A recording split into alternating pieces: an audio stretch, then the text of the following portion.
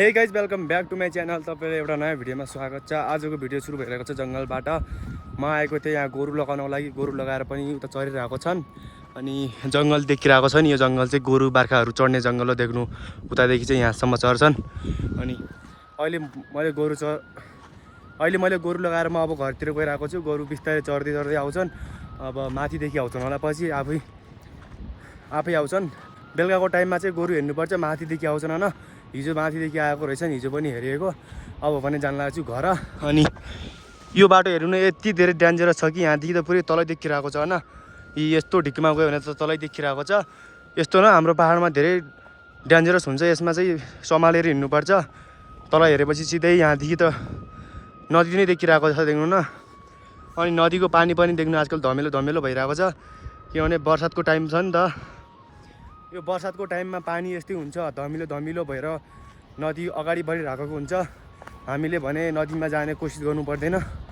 यत्रो ठुलाहरू पनि ढुङ्गाहरू छन् यता, अनि माथिदेखि जङ्गल छ।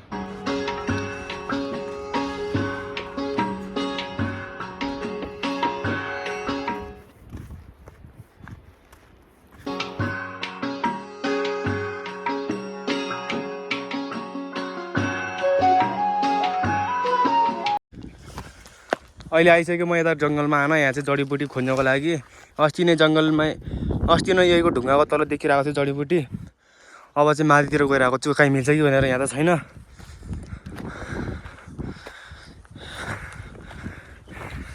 माथि पनि नजाउँ होइन, यहाँ चाहिँ पुरै आजकल सिधिलो टाइम भइरहेको छ। यसमा चाहिँ नजाउँ अब।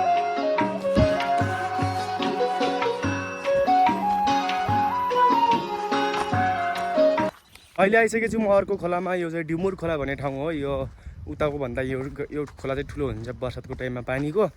अनि यहाँ आइसकेको छु म अहिले। गाउँको सबै गाईबस्तुहरू नै यहाँ चराउन ल्याउँछन् अनि देख्नु गरिरहेको छन् सबै।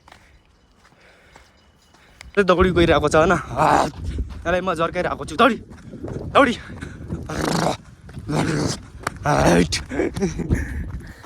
दौडिरहेको जस्तो गरेर होइन। झर्कियो क्या सानो गाईको बाछा।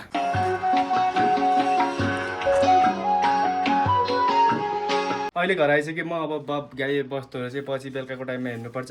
आजको भिडियोले यति नै राख्छु।